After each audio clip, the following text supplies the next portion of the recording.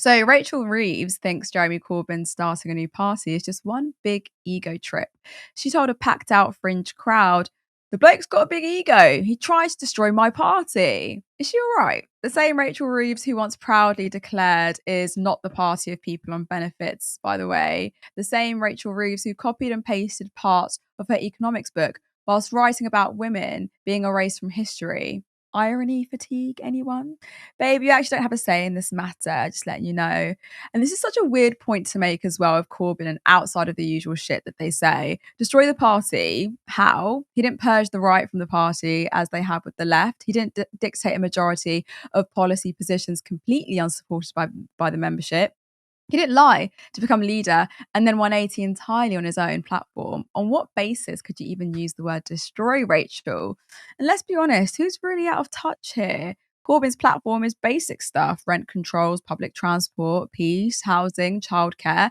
Meanwhile, Reeves is promising ironclad fiscal rules and fiscal responsibility, name dropping Thatcher and reassuring the markets that she won't spend too much on poor people. This is the person accusing others of betraying Labour. She was asked about the left-wing party during an appearance on the Ian Dale All Talk show on Saturday. And when asked about whether the new party could eat into Labour's support by becoming a reform of the left, the Chancellor said, "Jeremy Corbyn has had two chances to be Prime Minister, and I think the country gave their verdict, most recently in 2019 when Labour had its worst result since 1935. If he wants to give it another go, be my guest. I think the voters will have the same reaction. It's not being complacent. He tried to destroy my party and he can go now, set up his own party. The country has rejected him twice. The bloke's got a big ego. He can have another go, but I think the country will have the same verdict." Now, this is just silly. This is silly, Rachel. It's silly to still be calling it the worst result since 35 after the 2024 election, where Labour actually managed to gain less consent from the public for governance than in 2019. Even if you go by vote share, Starmer only got 1.6% more than Labour did in 2019. The party won because the Tories collapsed their own base by ceding ground to reform. The actual electoral performance of Starmer was not a million miles away from Corbyn by any measure. It was simply just better placed, which is way too fine a point to be calling it the worst result ever when this one got less total votes. And of course, she's chatting to bloody Dale. That spineless Thatcherite about this. It's genuinely arsehole spite politics here from Reeves. Damien, let's unpack this. I feel like Reeves is doing a lot. He's accusing Corbyn of having an ego. Are these the least self-aware people on the planet? They're dictating that their own MPs follow them, tolerating zero disagreement on policies that they never even floated before the general election only just over a year ago. Who are actually the real egoists here? Well, you've got to say it's the people in charge now, haven't you? I mean, look at them. They every time MPs or too many MPs vote against something they don't like how dare you vote against keeping children in poverty, for example, and quickly we had to see MPs get suspended over that. They've suspended MPs, more MPs than have ever been suspended in Labour's history under any leader. I mean, Starmer gets compared to Blair all the time, but Blair never suspended anybody the way Starmer is now. Suspended 11 of his own MPs in the last year alone? It's a bit mad. For Rachel Reeves, coming to her, she needs to look in a mirror. She thinks she's going to start talking about being egotistical, doesn't she? She's so excuse me one moment. It's just as I start talking. Always the way it goes, doesn't it? It's okay. Words, I can see it's all trying to come up too much at once. See? Yes, because Rachel Reeves, she does it to us, doesn't she? This is a woman who, like her leader, constantly refers to the Labour Party, as you just said in your intro there, as my party.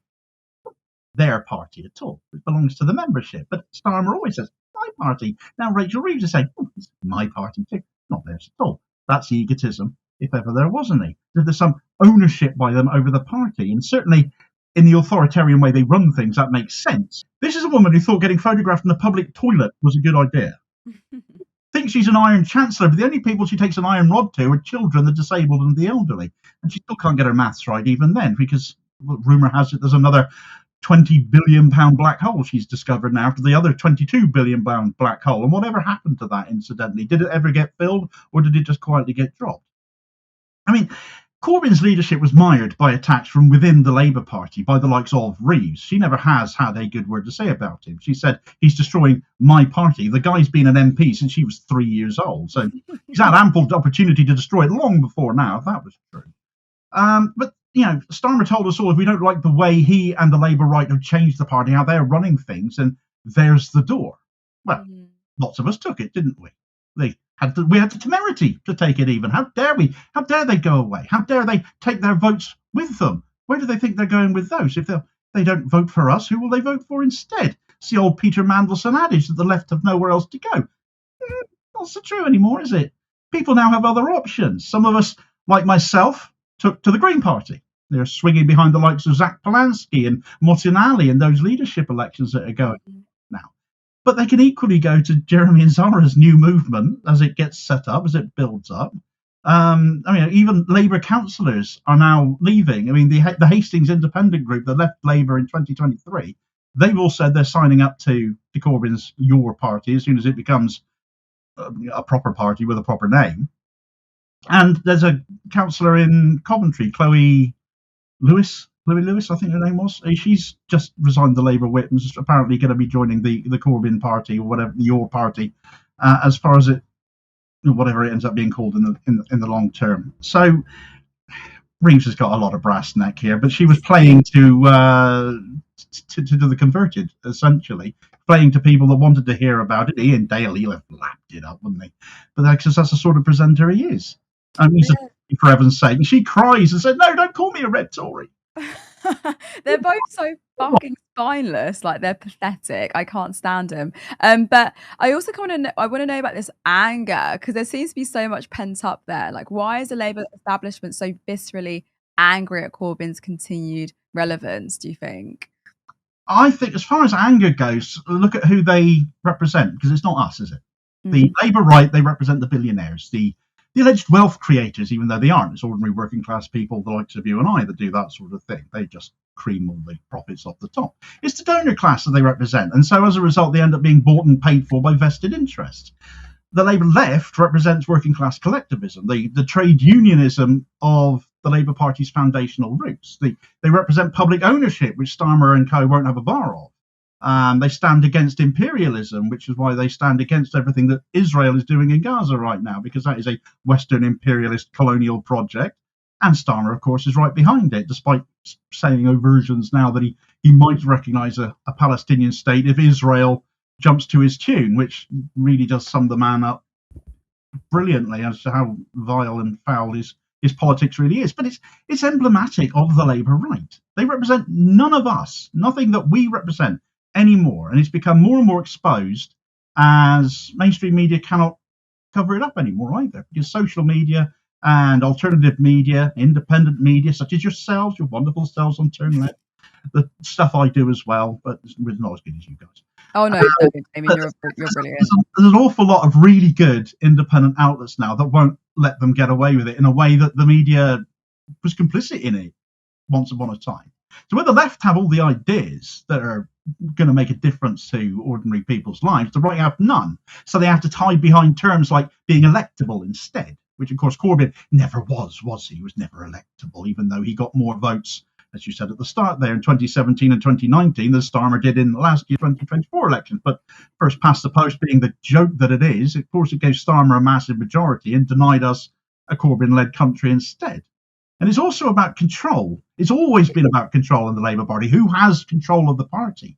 Reeves said she was glad when Corbyn lost in 2019, which shows the Labour right would rather have the Tories and Boris Johnson, as it was at that point, in charge of the country. Boris Johnson in charge of the country rather than Corbyn, rather than their own left wing of their own party. What does that say about them? And yet they still expected us all to go out door knocking and leafleting and voting for them at the end of the day, because of course we've got nowhere else to go. Nowhere else. And so it's ego again. We're back to egotism again. And as long as the Labour right is in control, they're perfectly happy. They don't care if it's the Tories running the country, as long as they're running the Labour Party. That's all that matters to them. The left expose all of that because the left are the ones with the honesty and the integrity. Corbyn showed that, which is why he was so dangerous to them, because the right have none of that. It's what makes the Labour right so deeply unpleasant. They are worse than any Tories as people. They're just the most horrible people going. And Corbyn and the left were a threat to their enrichment, their dreams of careerism and career progression, and where they go after politics, and the money that's all involved with that every step of the way. So as much as the Labour right hate the left, they're scared rigid of them as well, and that's more the story here. They're afraid of Corbyn. They always have been afraid of Corbyn. Corbyn used to say, "It's not me they're afraid of, it's you," and he's right. He's right, but it's everything that Corbyn represents that they're afraid of as well. Support independent media. Support social justice that's there on social media. Thank you. Turn left.